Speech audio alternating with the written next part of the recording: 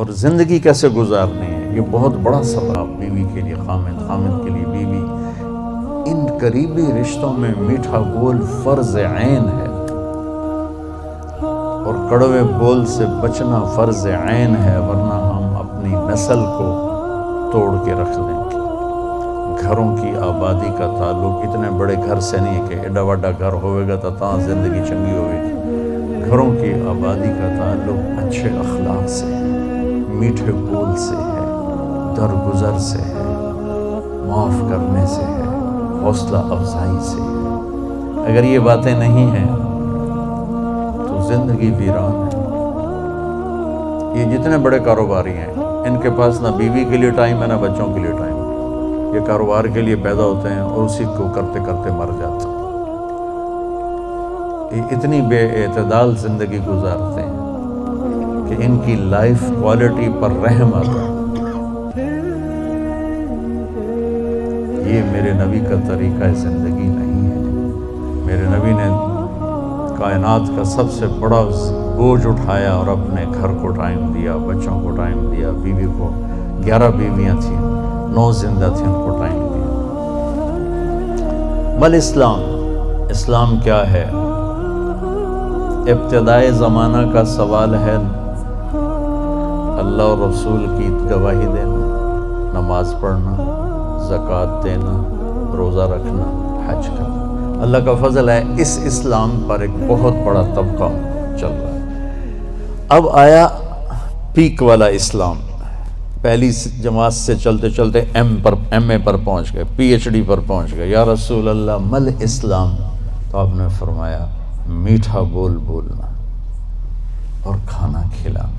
کھانا کھلانے سے ہمارا صرف کھانا کھلانا نہیں، سخاوت، لوگوں کی ضرورتیں پوری کرنا، خدمت کرنا، ان کے کام آنا. ایک فقیر آیا، یا رسول اللہ ضرورت مند ہو. آپ نے کہا میرے پاس تو کچھ ہے نہیں، اس وقت تو کچھ نہیں. وہ کہنے لگا میں دکاندار سے لے لیتا ہوں، آپ ادا کر دینا بعد میں. آپ نے کہا ٹھیک ہے. تو حضرت عمر پیچھے سے بولے یا رسول اللہ یہ بھی کوئی انصاف کی بات؟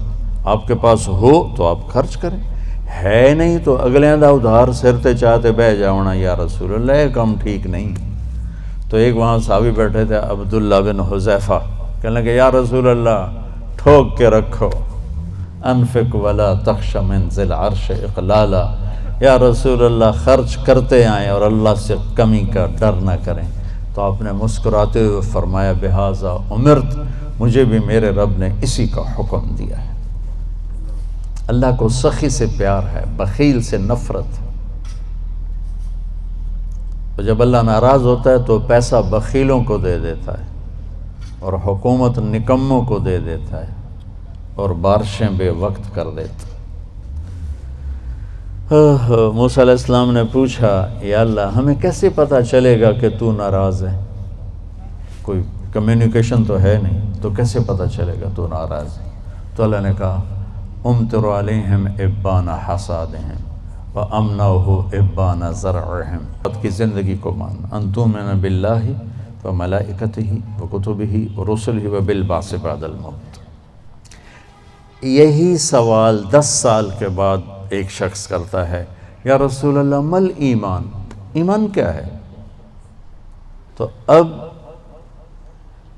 جواب دینے والے میرے محبوب ہیں اور آپ ایک جواب دے چکے ہیں، لیکن اب اسلام مکمل ہو چکا ہے. تو اب آخری درجے کی بات فرماتے ہیں ایمان ہے الصبر والسماح. زندگی کو خوبصورت بنانے والی چیزیں ہیں کہ ہم اپنی زندگی کو، پوری زندگی کو اسلام بنائیں. کیسے؟ میٹھا بول، غیبت چھوڑ دیں، جھوٹ بولنا چھوڑ دیں، دھوکہ دینا چھوڑ دیں، گالی دینا چھوڑ دیں. غصہ چڑھا ہے تو بے عزت نہ کریں، سنبھل کے لفظ بولیں. اپنے رشتوں میں والدین کے پاؤں دھو کر پئیں، ان کی دعائیں لے لیں.